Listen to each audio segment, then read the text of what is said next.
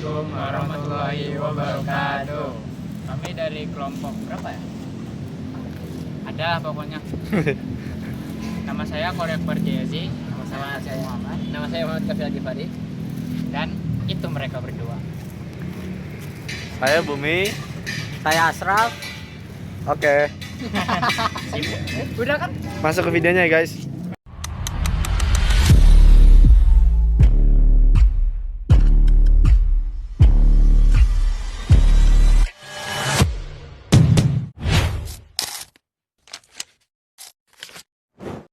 Halo semuanya, kembali lagi bersama gua Kavi di podcast 4.0. Di podcast 4.0 ini kita akan membahas hal-hal yang relate dengan kehidupan sehari-hari kita di sekolah. Nah, kali ini aku bakal membahas tentang teknologi dan AI. Tapi gua nggak sendirian hari ini, gua membawa dua bintang tamu, yaitu Fatih dan ada juga Yazid. Halo guys, akhirnya gue diundang juga nih sama dia. Iya dong. Oke, to the point aja nih. Sebagai pelajar, gua mau nanya jujur nih. Seberapa bergantung sih kalian sama teknologi dan AI? Dan kalau teknologi mati aja dalam sehari, kamu panik gak sih? Kalau gue ya bukan panik naik sih, ya soalnya kalau gue ngerjain tugas itu 80%-nya tuh pakai internet. Jadi kalau misalnya nih ngerjain dari referensi belajarnya tuh pakai Google semua sampai submit tugas ke Google Classroom tuh pakai internet. Jadi ya gue gitu bakalan marah sih sebenarnya. Bener banget. Kalau gue tuh ngerasa ya HP itu udah sebagai otak kedua gue. Apalagi kan sekarang ada AI. Dulu kita lupa tuh rumus-rumus MTK. Kita harus cari lagi di buku catatan, di buku paket. Nah, kalau sekarang mah kita tinggal ketik aja atau tinggal foto, cekrek, langsung dapat jawabannya. Otak kedua itu menarik sih ya istilahnya ya. Berarti emang benar-benar kepake di kehidupan sehari-hari. Kita masuk lebih dalam nih di segmen selanjutnya soal gimana sih cara kalian makainya biar gak cuma buat sosmedan doang. Oke lanjut, tadi Yazid bilang soal AI. Sekarang gue mau tanya spesifik ke kalian berdua. Aplikasi apa sih yang paling life saver alias penyelamat hidup kalian pas lagi banyak tugas? Pacar dulu ya. Gue pribadi ya, gue pakai ChatGPT sama Gemini. Tapi dengerin dulu, gue tuh nggak langsung kopas gitu, gue pahami dulu baru taruh. Nah ini nih poin pentingnya. Terus buat apa dong diubah-ubah dulu gitu? Nih, gue tuh jadiin dia tutor pribadi. Jadi contoh nih, gue lagi belajar fisika, gue nggak ngerti hukum Newton misalnya. Gue tuh mintain dia jelasinnya tuh pelan-pelan, kalau enggak ngejelasinnya kayak guru SD. Jadi lebih paham, kayak ngelok pemahaman gue gitu. Jadi gue belajar lebih gampang, lebih paham. Jadi ya lebih menguasai materinya. Setuju parah sih. Kalau gue beda lagi Vi. Gue tim visual. Gue sering pakai Canva yang ada AI-nya tuh.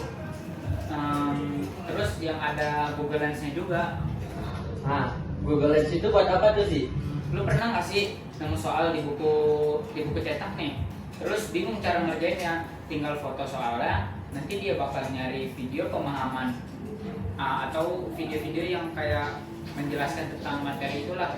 Jadi gua enak tuh, gua bisa kayak apa ya? Bisa ngedengerin dulu lah. Kayak tadi si Fatir kayak diajarin sama guru SD lah. Wah, gokil sih. Jadi intinya tuh Fatir menggunakan AI untuk menyederhanakan konsep dan Yazid itu untuk mencari tutorial visual ya. Iya benar. Tapi pernah nggak sih kalian ngerasa gara-gara gampang banget dapat info, kalian jadi malas ngafalin atau baca buku gitu? Jujur nih, pernah ya. Gue mau ulangan, tapi gue nggak buka buku sama sekali. Jadi gue pakai AI doang buat ngerangkum materi. Terus pas gue ulangan, gue kegelapan sendiri. Coba. Gue pas lagi ulangan malah gak kepikiran apa-apa gara-gara pas gue baca ini materinya dari AI cuman poin-poinnya doang, jadi yang penting-penting nggak dapet. Sama sih, itu godaan terbesar. Kadang kita ngerasa udah pintar karena punya akses ke semua info. Nah, iya. Padahal info itu adanya di HP, bukan di kepala kita. Jadi kayak adalah pokoknya. Ya. Itu jebakan Batman sih. Kalau kita nggak bisa gunain AI dengan baik, malah jadi bumerang buat kita. Nah, sebelum gue nutup nih, gue punya satu pertanyaan atau tips dari kalian. Gimana sih cara kita tetap pintar di era AI ini? Mulai dari Yazid dulu deh. Oke, tips dari gua tuh jadikan AI itu sebagai co-pilot bukan pilot. Jadi kamu yang nyetir, bukan AI yang nyetir kamu. Kalau AI itu jadikan navigasi aja. Jadi jangan biarin AI yang ngerjain semua soal-soal kamu atau tugas-tugas kamu lah. Mantap. Kalau Fajar gimana? Gue ya, tuh pakai AI buat menghemat waktu ya. Jadi misalnya nih ada banyak tugas ya, kita nggak apa-apa ngandelin AI, tapi yang pasti kita bisa memahami materinya. Tapi kan ini cepet nih ngerjain tugasnya, kita bisa pakai waktunya buat olahraga, kerjain yang lain deh pokoknya. Kasih aplaus dulu dong buat dua narasumber kita. Kameramen. Jadi benar ya, teknologi itu alat, pisau itu tajam, tapi bahaya kalau dipakai sembarangan. Betul. Sama kayak AI dan internet nih buat belajar. Dia memang gampang buat nyari informasi, tapi kalau kita nggak bisa gunain dengan baik, itu bakal bahaya sih. Oke, makasih banyak Pak Tir dan Yazid. Ya, sama-sama. See you next time. Dadah. Oke, sobat Pemirsa 4.0. Jadi intinya jangan gunakan AI untuk hal-hal yang tidak bermanfaat. Jadi di rumah kalian jangan untuk main handphone aja. Gua Kafi, Fakir dan Yazid pamit undur diri. Sekian, terima kasih. Dadah.